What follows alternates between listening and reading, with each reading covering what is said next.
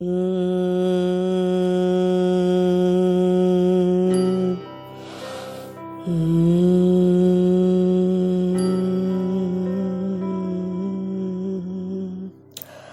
शांति। और सुनिए अपनी एक बहुत प्रचलित और ज़्यादा विवादास्पद संभोग से समाधि की ओर। उसमें बताया है कि जब भी ये क्रिया होती है तो हमारे भीतर एक तो अहंकार का विसर्जन होता है, विचार रुक जाते हैं और समय भी रुक जाता है। मीन्स करीब करीब समाधि का अनुभव होता है। तो ये कहाँ तक सच है वो तो जिन्होंने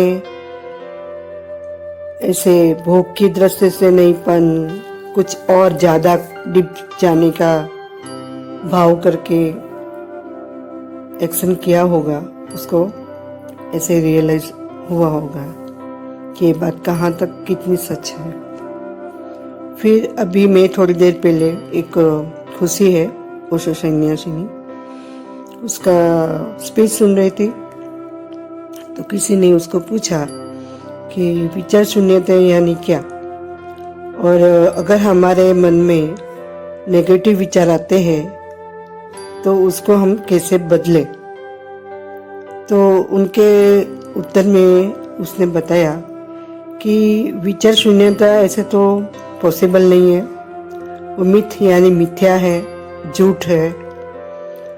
और उसने अपने तरीके से कहा, अपने अनुभव से कहा कि अगर आपके भीतर नेगेटिव विचार आ रहे हैं तो उसकी जगह हम पॉजिटिव विचार करके उसको बदली कर सकते हैं, चेंज कर सकते हैं। तो उन्होंने बताया कि ऐसा ज्यादातर होता नहीं है कि विचार शून्य हो जाए। अगर शून्य हो जाए तो मगज की जो सोचने की प्रक्रिया है, मगज हमेशा सोचता रहता है। तो आप ही सोचो जरा शांत मन से कि कैसे पॉसिबल होगा।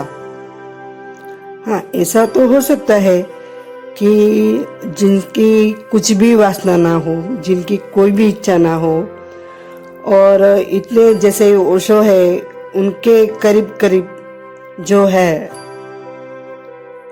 तो उनके लिए ऐसा हो सकता है कि उनके मन में विचार ना चलते हो, क्योंकि उनकी पाने की इच्छा चाहत नहीं होगी भीतर, और उनका पूर्व जन्म की इतनी साधना होगी तो उनके लिए पॉसिबल हो सकता है मे बी। लेकिन जो साधक है तो खुद ही, और ओशो ने भी हमेशा कहा कि जो भी मैं कह रहा हूं उसको आप खुद अनुभव करो, मानो मत जानो, अपना निजी अनुभव क्या कहता है